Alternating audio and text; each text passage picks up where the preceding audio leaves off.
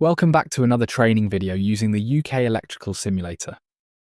In this video, we're going to look at how to wire different types of domestic alarms, including smoke alarms, heat alarms, and carbon monoxide alarms. We'll look at how they're powered, how they can be interlinked, and why the supply arrangement is important. A working smoke, heat, or carbon monoxide alarm is one of the most important safety devices in a home. Smoke and heat alarms warn you of a potential fire, while carbon monoxide alarms warn you of dangerous CO gas from fuel-burning appliances. In each case, the purpose is the same: to give occupants early warning and time to escape.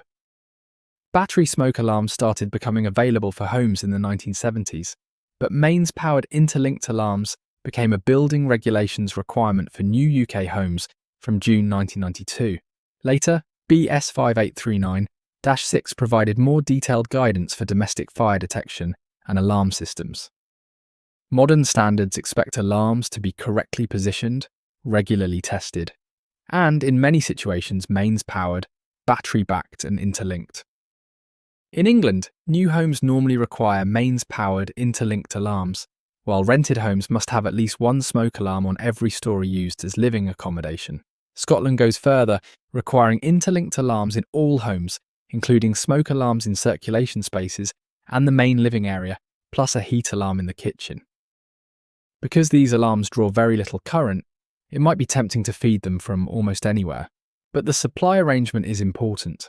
For a typical domestic mains-powered alarm system with battery backup, the alarms are normally supplied either from their own dedicated circuit or from a regularly used lighting circuit.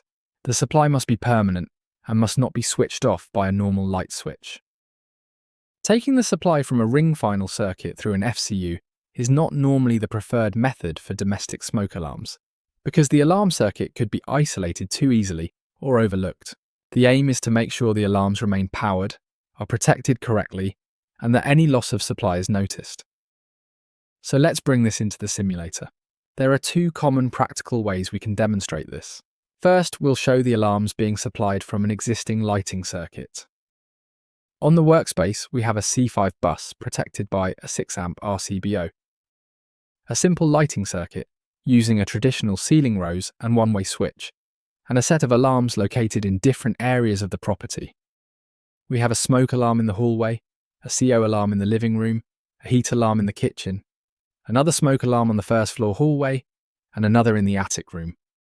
You'll notice that each alarm has 3 main terminals, plus an earth terminal. The line and neutral terminals provide the power to the alarm, while the third terminal is the interlink. The interlink conductor allows all compatible alarms to sound together when one of them activates. For a hardwired interlinked system, the alarms would typically be connected using 1 or 1.5 mm squared 3-core and CPC cable between each unit. Some modern alarm systems can also interlink wirelessly, but for this demonstration, we'll use a hardwired interlink.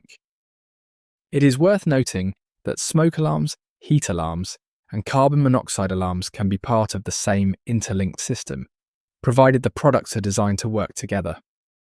When correctly interlinked, an activation from one alarm can alert the whole property. Now let's wire the alarms.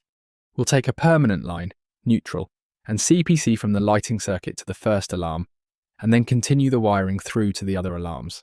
The important point here is that we must use the permanent line, not the switched line. If you accidentally use the switched line, the alarms would only have power when the light switch is on, which would obviously be wrong.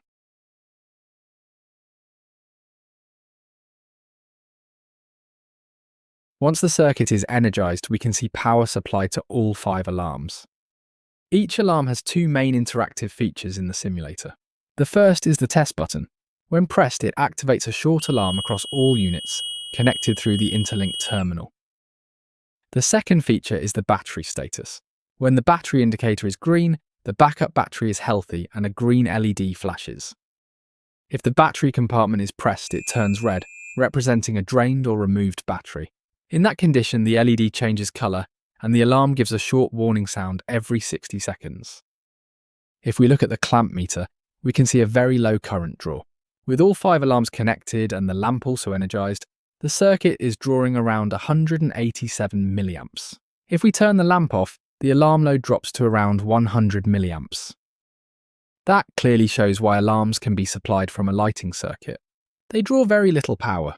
The key issue is not the current, but making sure the supply is permanent, reliable, and not accidentally switched off. The second method is to wire the alarms from their own dedicated 6-amp radial circuit.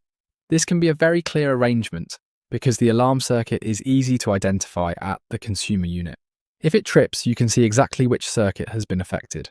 However, one downside is that if the dedicated alarm circuit is switched off or trips, it may not be noticed as quickly as a lighting circuit failure. That is why battery backup and regular testing are still important. Let's quickly demonstrate that option.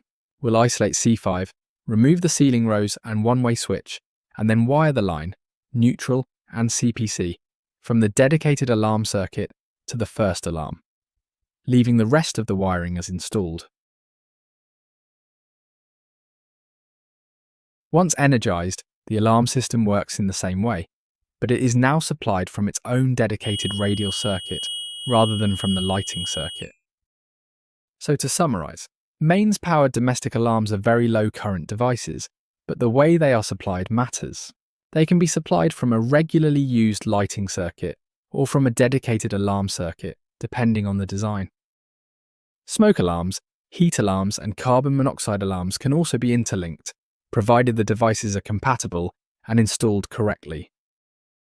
I hope you've enjoyed this video looking at how to wire smoke, heat, and carbon monoxide alarms, how interlinking works, and why these small loads are still such an important part of domestic electrical safety. Please like, subscribe, and leave a comment below.